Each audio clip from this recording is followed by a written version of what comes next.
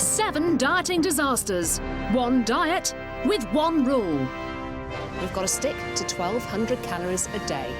1 supermarket stocked with food packed in 100-calorie portions. And 1 goal, to drop a dress size. Listen, girls, we've got to get these up in 14 days. This is the show that demystifies dieting and gives it to you straight in 100-calorie portions. Tonight, there's just 4 days of the diet left and we're banning the booze. We had 15 glasses of white wine, equivalent to 1,360 calories. That's only 2 glasses of wine a day. And it's the final push. Have we managed to drop a dress size in just 2 weeks? To keep us motivated, low-calorie food lover Matt Dawson treats us to a roasting. It's what we all dream about at the weekend, a Sunday roast. Yes! Come on! Plus, we meet the priest who's addicted to cola. I absolutely love this amber nectar as it cascades over the ice. And I speak to the US insider who's blowing the whistle on junk food. We now know that fat and sugar can stimulate the brain's neural circuitry like amphetamine and cocaine. Ladies, wave goodbye to your wobbly waist, 'cause it's the final countdown on My big, fat diet show.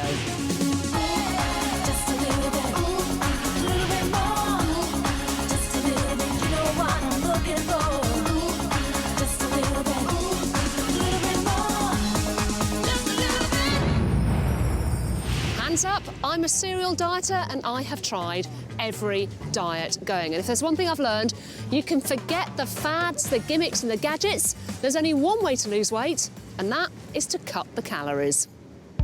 But I'm a firm believer in safety in numbers, and dieting along with me are Josie, Gail, Debbie, Bev, Pam and Lizzie. They are the Dieting Divas.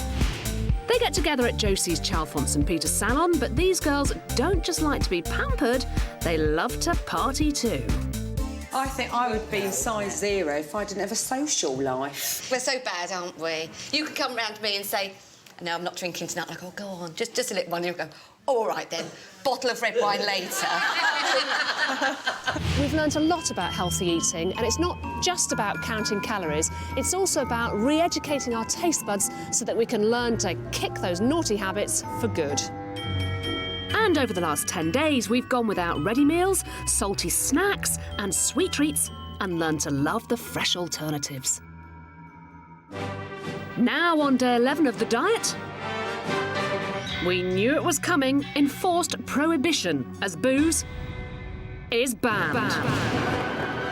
From today, there are no offers on wines, beers and spirits in R1. White wine's off limits at just over 1 small glass, as is red at 147 millilitres for 100 calories. Gin's in the sin bin at just under 2 shots. And the Irish cream's gone at just over a measure for 100 calories. Lager's also canned at just under half a pint for 100 calories. We all filled in food diaries the week before the diet.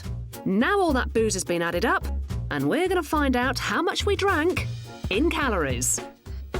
I think it's fair to say that the week before we started this diet, when we filled out our food diaries, we kind of overdid it a little bit with the booze. I don't even look at this. Oh my God! We had 15 glasses of white wine, equivalent to 1,360 calories. Over a week, there's just over 2 glasses, isn't it? Which is so easily done. Who had rum and mixer in their food diary? Did I? I only have one. Yeah. Oh, I'm scared. 10 glasses!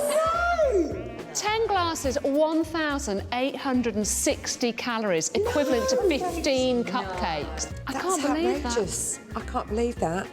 Red wine. Oh, I do like a red wine.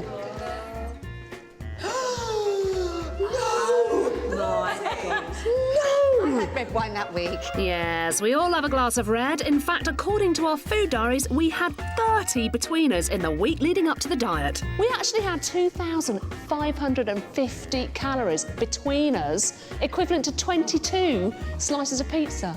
I think because you're not chewing, you don't feel like it's got calories, because you're drinking rather than chewing. True. I look at it like it's like drinking water. Yeah. Alcohol equals calories, empty calories, a lot of empty calories. Yes. I'm almost too scared to pull off the last one. This is the champagne and the carver. And I had loads that week. And guess what? Oh, God. 75 glasses! God. We actually had between us in just 1 week 13,375 calories in booze.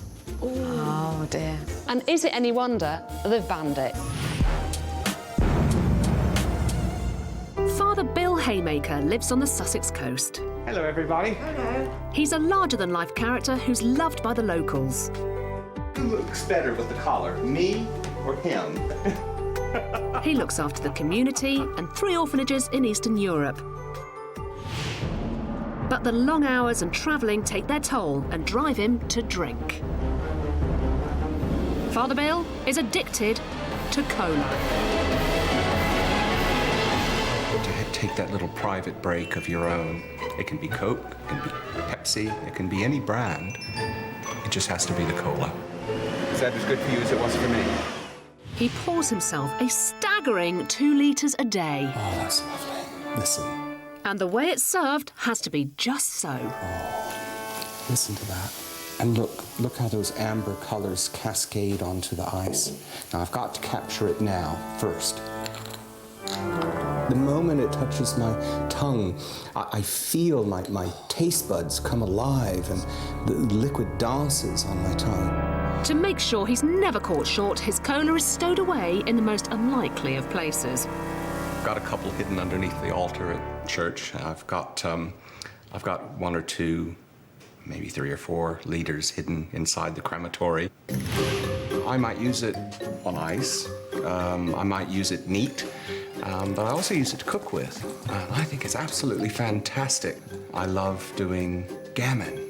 Boil it in a pot of cola for about an hour and a half, and then bake it in the oven after you've done that and cover it with treacle. Oh, it's absolutely wonderful. Chin chin.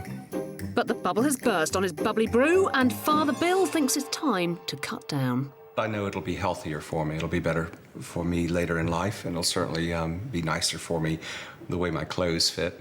But I know that this can shorten my life. So I want to be around to see my grandchildren, and I think that's the greatest driving force.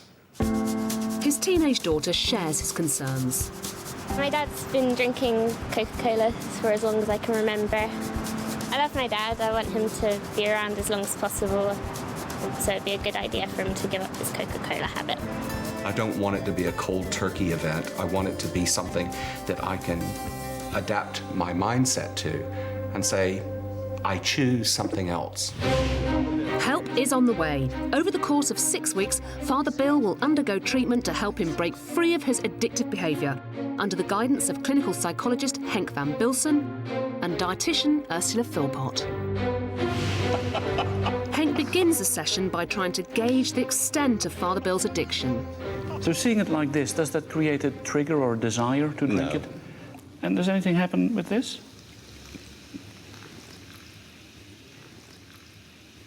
You are going to let me consume that, aren't you? No, the idea would be just to leave it there. You're really cruel, you know. Henk digs a little deeper to establish the root of Father Bill's problem. It has been your friend for how many years? My entire life. Your entire life? I mean, my first visions of cola consumption were of my mother putting cola in my bottle as a baby. So it's been your entire life. This is a constant. So to say, I don't want it anymore, is not being true to yourself. So to accept that you want it, but that another part of your brain has realized that it's perhaps not the best friend to have, and perhaps to see a lot less of this friend. Where I might use it as a reward rather than as a crutch in a way. Yes, as a crutch. But weaning himself off won't be easy.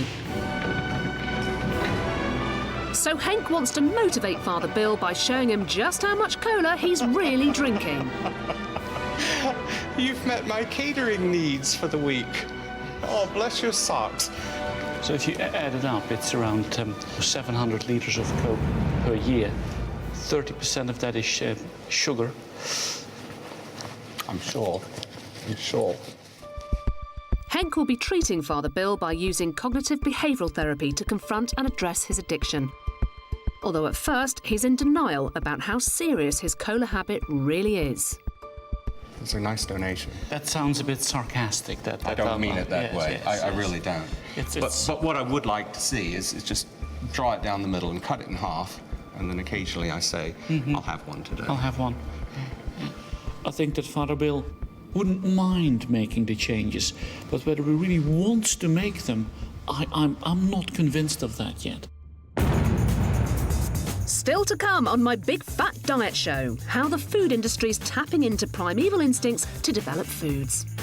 The sugar, the fat were things that we needed, and the manufacturers have realised that, and they're essentially sort of exploiting a physiological weakness. We can't sort of resist these things because they've got it right. Plus, Matt Dawson with his succulent Sunday best. A normal portion of Sunday roast, 950 calories. I reckon I can do it for about 450. No.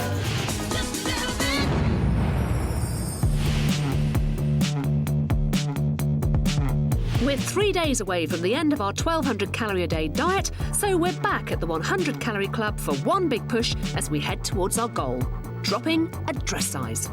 Earlier, we found out we were the victims of a booze ban. Well, what am I going to have as a treat? But what many of us dieters forget is just how calorific the evil drink can be. It's packed with sugar. Equivalent to 8 chocolate bars. So to keep our taste buds tingling without a calorific overload, we've dropped into the 100 Calorie Club bar, where the drinks are free. Oh, cocktails. Alcohol-free. Right. Given the devastation of the fact that we are not going to be drinking any alcohol for the next few days, we have some low-calorie alternatives. It's time for some experimentation.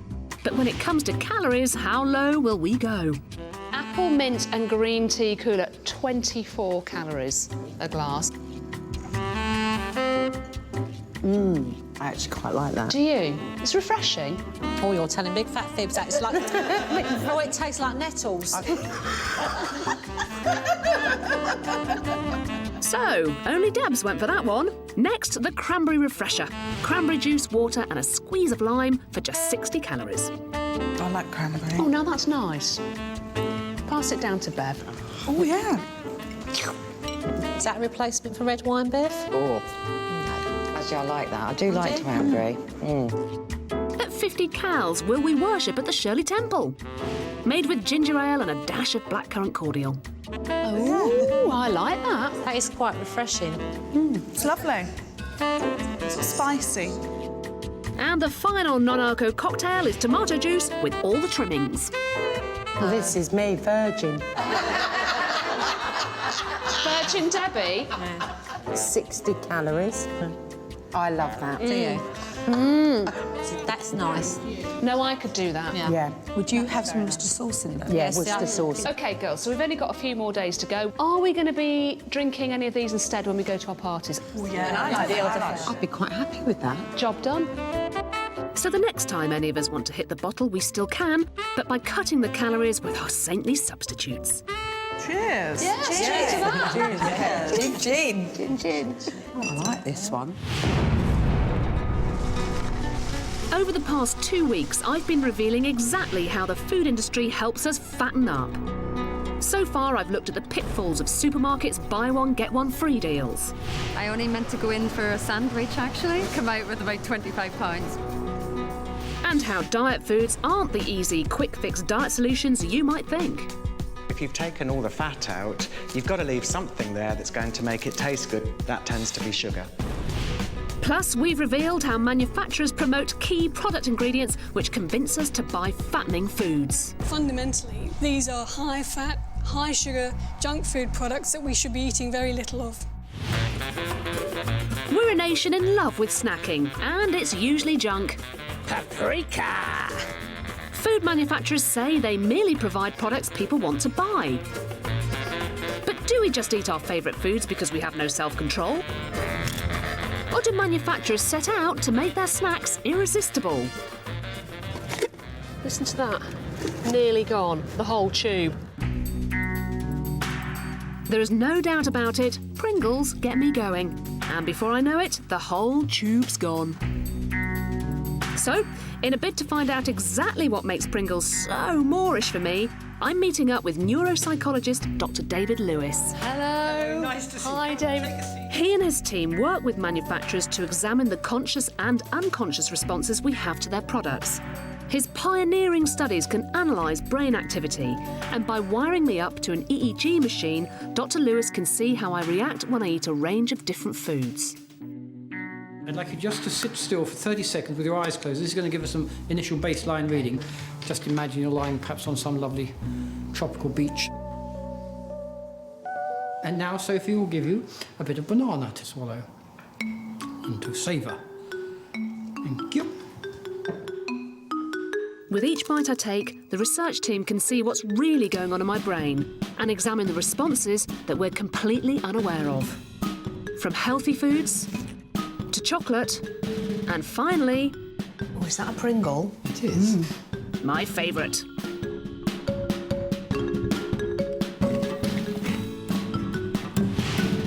By analysing my brain activity, David can see which foods triggered the greatest responses, the healthy snacks or the junk. Here we have the various products which you ate. If we look at the healthy food, well, they didn't make you particularly relaxed. But look here, look at the Snickers bar and look at the Pringles, the crisps. Very, very high level of relaxation. No wonder once I pop, I just can't stop. The Pringles have topped the chart as my ultimate comfort food. Are we saying that healthy food can never compete with junk food? That's pretty much it, yes. Seriously? They're very moreish, as one says. So you have one, then you have another, and maybe a little bit later on you have a third. And of course, this is what the manufacturers want you to do. They want you to buy and consume as much of their product as possible. Junk food snacks aren't created by chefs, but by technicians in laboratories. Richard Marshall is a food scientist who specialises in analysing foods and the effects the ingredients have on our taste buds. So what's really in a Pringle? Well, these are the basic ingredients of a Pringle. Maltodextrin. Oh, but it's sweet. Some emulsifier. Oh, yeah.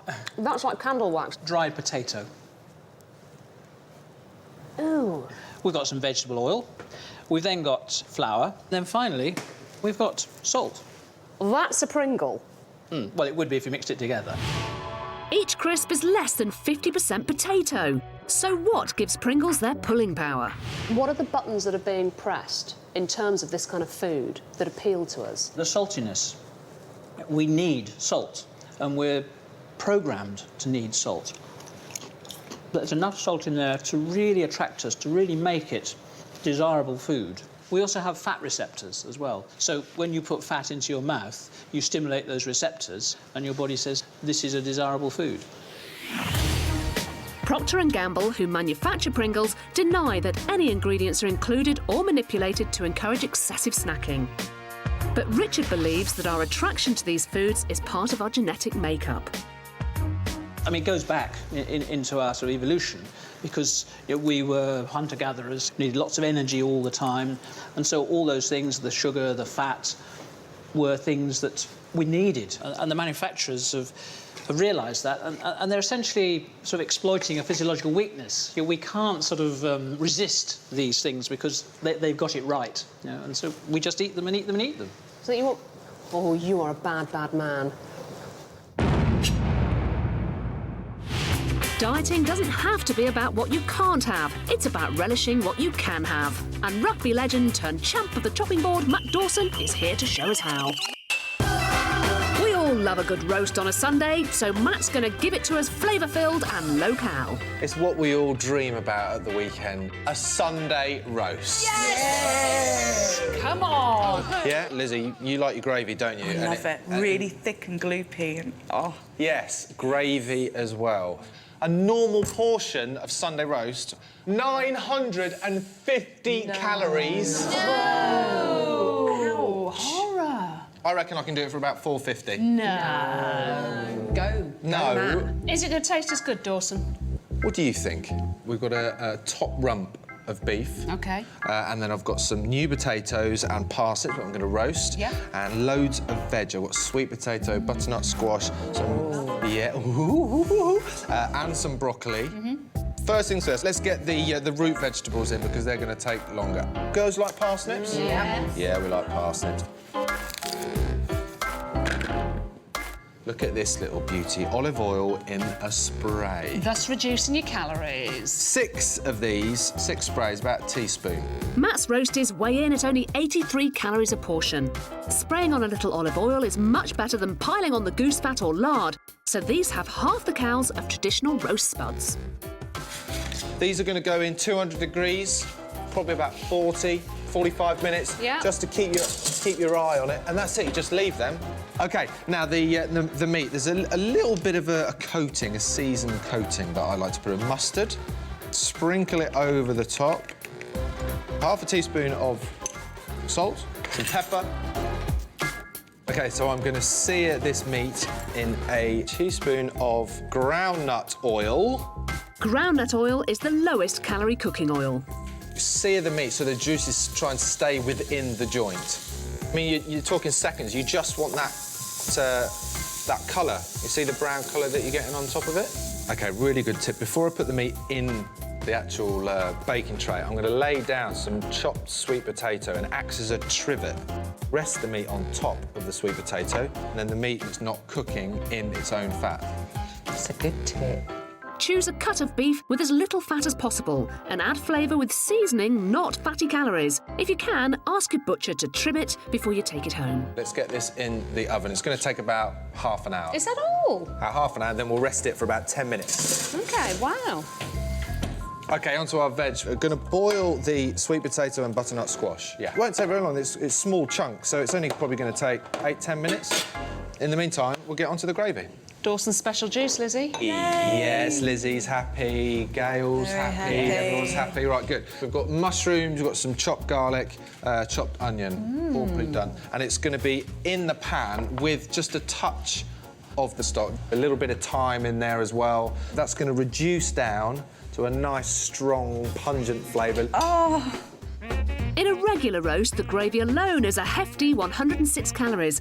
By packing his gravy with tons of flavour to compensate for cutting out the meat juices and using corn flour rather than gravy granules to thicken, Matt's steaming stuff tickles the taste buds at just 34 calories. Now, Lizzie, this is probably quite new to you, making gravy this way. How do you do yours? With loads of granules. Which are full of salt, full of preservatives. Yeah. Have you checked the tin for the calories? I don't want to. Thanks. Ignorance is bliss. There's something wrong about you, honestly. You want me to mash? You fancy that? Come on, then. Go on, get the muscles out. They're mashing arms. You watch that. Look at the power in that right arm. Gravy goes into a sieve. See it all come through, all the good stuff coming through there. You can see that? That's lovely. Yeah? I'm just going to try this mash, Matt, just for taste.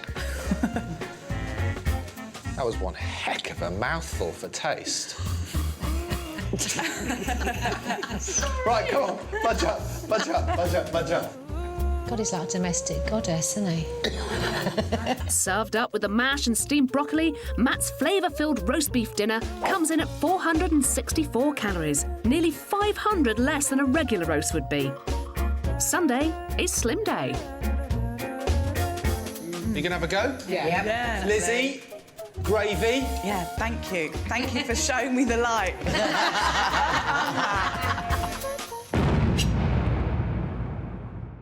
With the final weigh-in just 3 days away, me and the girls are back for one last shop before we hit the scales. Alcohol's been banned, so we're all trying to be extra good. Oh, I know what I'm going to try. I'm going to try pomegranate. Josie, what have you been having eggs with? What can I do with an egg? Turn it into an omelette. All right, what, with some peppers or something? Yeah. We just need to keep focused on our new healthy mindset when it comes to shopping for supplies. Load up with the veggies, girls, because we want to be getting into those dresses. Yeah. OK, so it's one final hurdle, and we're there. Can you pass me some carrots, please? You want some carrots? Yes, please. In a few days, we face the scales for the last time, with everything crossed to drop a dress size and slip into our glam gowns. This is the final fling on the 1,200 calorie limit. We'll find out how we all get on later in the show.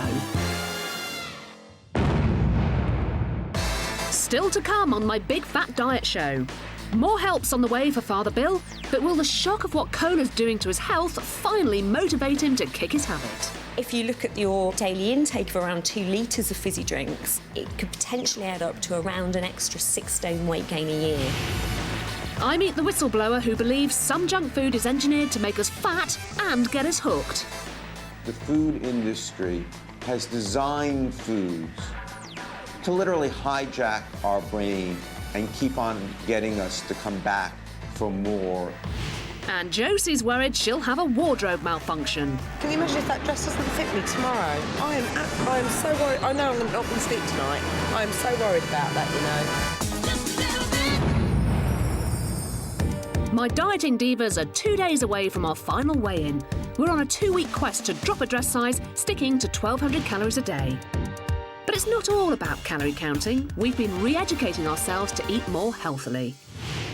It's Sunday dinner at Bev's, and she's invited Lizzie and Pam round to try Matt Dawson's skinny roast. You know what? It's the gravy I'm looking forward to. That gravy is delicious. It was worth waiting for. This is lovely, Beverly. And with the last weigh-in looming, gone are the days when these 3 ladies would pile their plates up.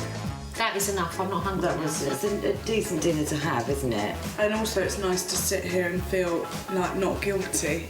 Yeah. Because I always think after a Yorkshire and all that kind of trimmings, I think, oh God. Do I want pudding? I don't think I do. And the girls can feel even more chuffed, as tonight was a sober affair thanks to the booze ban. Something Bev's still getting used to. I think I could have just killed a nice glass of red with my dinner, but I'm over that now. As we've seen, 1,200 calories can add up to a lot more than a mouthful. In fact, that's enough for some delicious meals. For breakfast, have some muesli with a sprinkling of fruit. Lunch, a healthy and delicious prawn and avocado salad.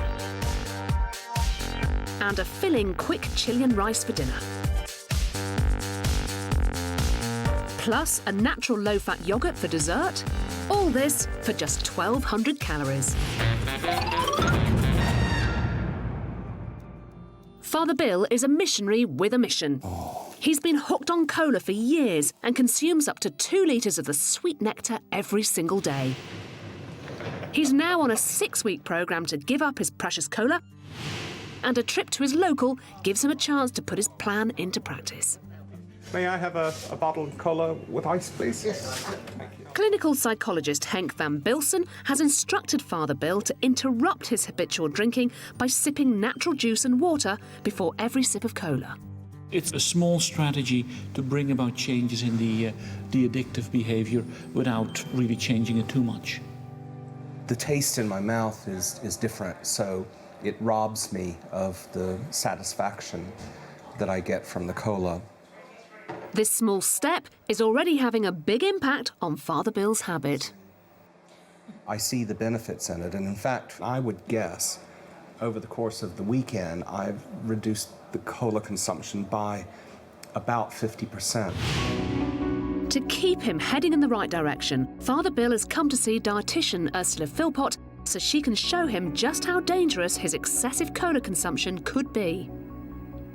One of the problems day to day with having a lot of sugary drinks is that they pick you up energy-wise. They'll give you a boost because they contain a lot of sugar and a lot of caffeine. The problem is that just a short time after drinking them, your mood will drop again because the caffeine will crash and your blood sugars will crash. So you tend to get this roller coaster effect over the day. And Ursula's got some stark facts about why Father Bill's health is at risk if he continues to consume cola in such vast quantities. If we take 1 bottle of cola, then it's around 1/3 sugar. That's a good representation of my kidney. And quite frankly, it's enough to put us all off reaching for that cold can. If you look at your daily intake of around 2 litres of fizzy drinks, then that contributes a whopping 800 calories a day, which is actually 1/3 of your daily intake of calories just from sugar. If you add that up over a year and turn that into stones and pounds in terms of weight gain, it could potentially add up to around an extra 6 stone weight gain a year. Shocked by Ursula's revelation, Father Bill is determined. If I start with the commitment that I am achieving this and I'm going to do it, I'm proud of what I've done so far.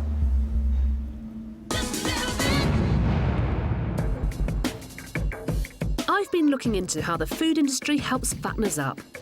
And tonight I've seen how our bodies are pre-programmed to react to sugar, fat and salt, making a lot of junk food irresistible. Dr. David Kessler is the former head of the Food and Drug Administration in the US. He was the first man to take on the tobacco companies, and now he's set his sights on the food industry. Back 30, 40 years, what was the most salient stimuli for many people? It was tobacco. It was cigarettes. That hijacked our brains. Today, what's the most salient stimuli for millions of people? It's food. That's hijacking our brains. We now know that fat and sugar can stimulate the brain's neural circuitry like amphetamine and cocaine. Kessler believes that food manufacturers are deliberately manipulating ingredients to trigger a brain high, a rush that he calls the bliss point. The food industry has optimized food to achieve the maximal bliss point. They've constructed food to get us to keep on eating.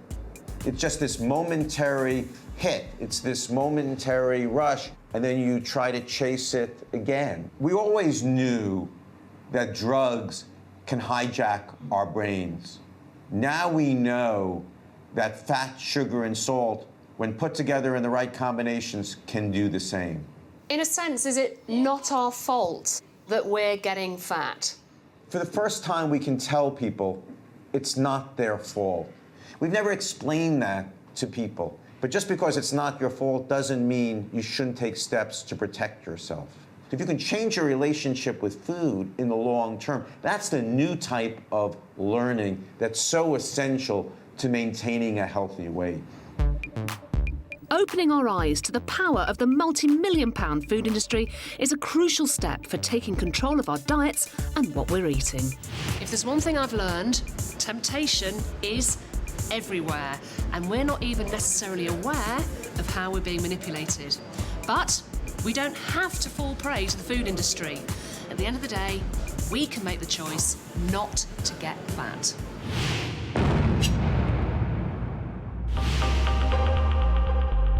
Our 100-calorie club continues to pull in the punters, curious to see just what you get when your food is packed into handy 100-calorie portions. For dinner, I have pasta. I'm going to have, a small bowl full? I've got 2, 4, 6 pieces of pasta there. That's a bit measly. I think I'd be a bit disappointed. I didn't think that the Mars bar you would be able to have that much of a Mars bar. It may be the most important meal of the day, but behind some innocent-looking breakfast lurks a calorific catastrophe. But just how easy is it to tell? Hazel, breakfast. How'd you feel about it? Hungry. Is it your favourite meal of the day? Are you into it? Yeah. Good breakfast is important to me. OK. Would you know the calories of these 5 popular breakfasts? We want our lucky punter to rank them according to their calorific value. There's a Sainsbury's muesli muffin, a Starbucks cinnamon swirl, a bacon and egg McMuffin, a yoghurt and fruit compote from Eat, and a good old bacon butty. In at number 5, so the highest calorie food, what would you go for? Muffin. Definitely the muffin. OK, so Hazel, second highest calorie food, please. I don't know what anybody else thinks, but I think it's... Your cinnamon swirl? Yeah, lots of sugar, lots of fat. Number 3, what would you go for out of what's left? The muffin. I think that's fairly fatty. The second lowest in calories, what would you go for? This is a tough one, actually, because I think one's probably a bit of a decoy. I'm going to go for this. That's quite fatty. OK, so that leaves you with the lowest calorie food as the homemade bacon sandwich. Definitely. And my favourite. OK. Is anybody worried by Hazel's choices? I think the yoghurt will have more than that. You think the yoghurt's probably a little bit higher up in the... I doubted slow-fat yoghurt. OK, we'll do a bit of a swap then. Oh, she's influenced. Influenced by opinion. OK, I can reveal the results. You are all right in that the lowest calorie food is the homemade bacon sandwich. The humble bacon sarnie. Turns out it's not the worst breakfast you could have, with just 254 calories. Second in, you're absolutely right, with the McDonald's egg and bacon McMuffin. Wait a McMinute! At 340 calories, this isn't the top of the chart. In at number 3, shockingly, you're absolutely right. With the Eat Yoghurt and Fruit Compote. It's the granola, the oats. They're very sugary, aren't they? Yoghurt and fruit compote may sound healthy, but it's heavy on the calories, piling in at 366. You, once again, have got number 4 right, which is the Starbucks Cinnamon Swirl. On the dietary charge sheet, the cinnamon swirl looks innocent, but 434 calories says guilty as charged. This is a woman that knows her breakfast and likes her breakfast. Because at number 5, the most calorific food is the Sainsbury's muesli muffin. Yeah, you knew? Yeah, I avoid them like the plague. Yep, surprisingly, that's right. The breakfast with the highest calorific value is the muesli muffin with a whopping 447. Hazel, I'm absolutely stunned. So they might suck you in with healthy-sounding ingredients like muesli, but watch out, dieters, for those hidden extra calories.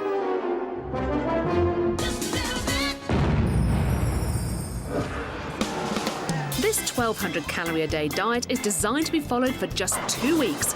But along the way, we're picking up healthy eating habits, and we're all learning that exercise helps banish the bulge by burning extra calories. With the alcohol exiled, my divas are finding an alternative to their fun-filled nights on the booze. No alcohol in sight, and we're bowling. While somebody is actually bowling, the rest have got to pick up and exercise. With Debbie under the weather and Bev looking after her daughter, it's just 4 birds battling the balls and the ban on booze. Tonight, I am not missing my Bacardi at all. Converted!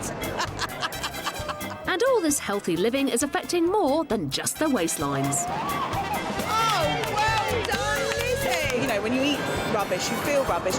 And that's what I've learned over this 2 weeks. When you don't eat the rubbish, you don't feel so bad. With 1 day to go till the final weigh-in, will all this effort show on the scales? I've got to get into that dress. Can you imagine if that dress doesn't fit me tomorrow? I am so worried. I know I'm not going to sleep tonight. I am so worried about that, you know.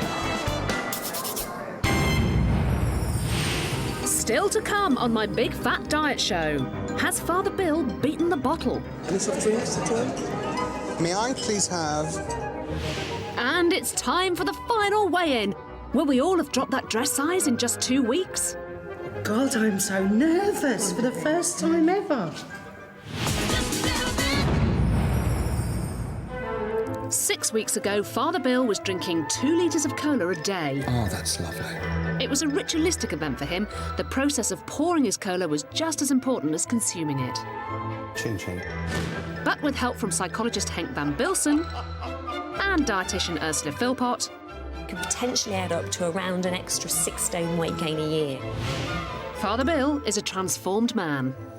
I have reduced my cola consumption by 98%. He never thought it was possible, but this is a really huge reduction, and it's already had a dramatic effect on his weight. I've lost over 1 stone, and I'm really pleased about that, which might be a good indicator for me to lose some more weight. It's a fantastic result for Father Bill, but will he be tempted to reward himself on a celebratory lunch out with his daughter? Do you want to drink any wine? Would you make courses at all? No wine, thank you. Any soft drinks at all? I'm fine with water. May I please have a sparkling water? Wow. So are you proud of me? Yes. You are? Yeah. Father Bill's kicked the cola in favour of a much purer liquid refreshment, a good old glass of water. It just happened so beautifully. And part of it was the time in my life. Part of it was the simplistic fashion that Mr. Van Bilsen gave to me as how to do it. Part of it was my life determination, my age, my weight. I'm proud to say I had a challenge I needed to face head on, and I've done it.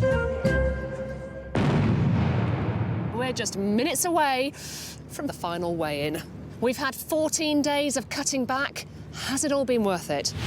2 weeks ago, we were all piling on the pounds. Pizza, chips, noodles and burger. All in 24 hours. And it was the frock horror of failing to get into these glamorous gowns. She's got a bottom in her bag. That inspired us to drop a dress size. But it wasn't easy. Oh, no. Pie lover Lizzie put on weight at the first weigh-in. I've put on 2 pounds. You have? So ditched the pastry in favour of a whole new attitude. It's changed what I think about how much I put in my mouth. Cake connoisseur Josie, I think if I just have a little bit at a time, it's not going to matter. reluctantly parted with the patisseries. It's carrot and hummus, not carrot cake. Bav chucked her greatly loved cheese. I do like cheese, and I could have that as a whole meal. In favour of grating the salads to become the current super slimmer of the team. That is incredible. Cream and carb consumer Pam. I eat pasta at least 4 times a week because it's easy. It's sort of like it fills you up quite quickly. Learned the virtues of healthy home cooking. I never imagined that I'd actually be able to eat stir fry. But good time girl Gail paid for partying. I've put on a pound. So stepped up the exercise to budge the bulge. 118 calories. Lastly, curry queen Debbie. I just love curries, they're so tasty. Caused chaos in the kitchen. But has finally vetoed those vindaloos. I've noticed my complexion's a lot brighter. Probably it's because I'm not eating all the convenience foods. My Indian restaurant won't be pleased, mind you.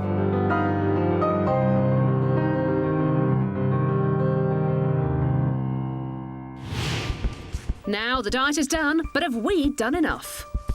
It's time for the very final weigh-in. First up, Pam. 2 weeks ago, she weighed 10 stone 11 pounds. So far, she's lost 5 pounds. So how about today?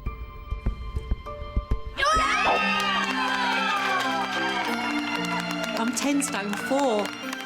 Another 2 off gives a total loss for Pam of 7 pounds. Past 18 months, 2 years, I've never been able to shift this amount of weight in such a short amount of time without really suffering, and I haven't suffered.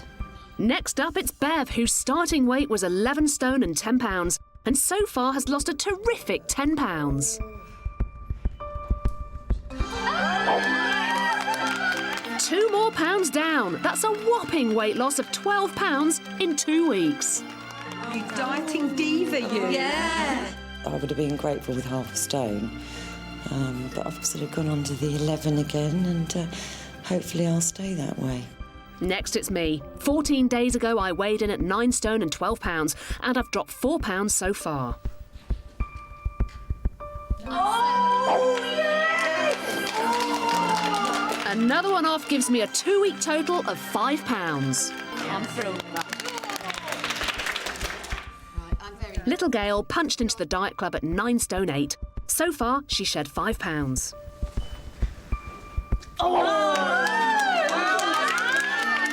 Well done, Gail. 3 dropped this time, bringing her weight wastage to 8 pounds in total.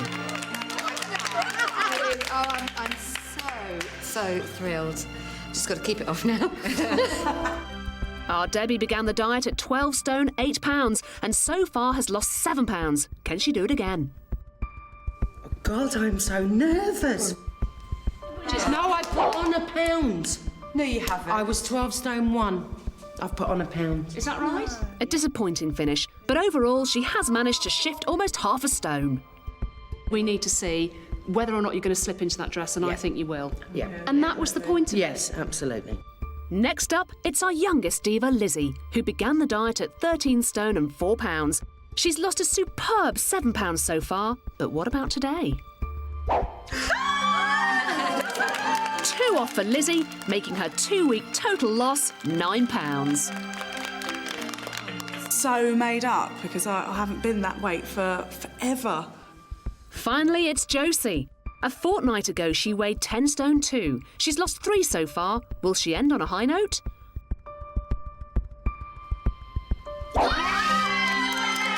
That total of £6 lost takes serial dieter Josie to her lightest weight in over 20 years. And she couldn't be happier. Oh, I just feel relieved now. And it's true what they say, that feels so good. Yeah. It's better than any cupcake, any bar of chocolate and any drink. Now all we've got to do is get into our dresses. Yes. Yay. Shall we, girls? Are you ready? Yes. Come on. Let's go. As a group, we've shed a total of 3 stone 11 pounds over the past 2 weeks. But have we done enough to achieve our ultimate aim, fitting into our dresses of destiny? It's the moment of truth. Oh, that's easy. Go on, Paul. Oh, that was a struggle the last time. That's good. 1 down, 6 to go. Yeah, exactly. Right, Pamster. Shall I do the honours? I'm really gorgeous. pleased with that, really pleased. Oh, no, I'm Oh my God, look, it's easy. So the 2 weeks worth it? Oh, gosh, definitely. If it's Oh, yes! So easy. You're really skinny. Say that again. Oh, Debbie, look how easy that Debbie, is. that's too big for you now. Are you pleased? Yeah, over the moon. Over the moon. Oh, Lizzie. It's lovely. That's lovely. Lovely. Oh, look. Oh, lovely. I've not seen you looking like that for a very long time. You look. Oh, I'm going to fill up. Do you know what? It's all been worth it. Yeah. Certainly has. What a result! We've shown you can kickstart your New Year's diet by dropping a dress size in just 2 weeks. It's time to celebrate with 100 calories worth of champagne, of course. A toast to us all. This is a job really well done. We've all dropped a dress size, and genuinely, I'm incredibly proud of you all. Well done. Thank you. Cheers.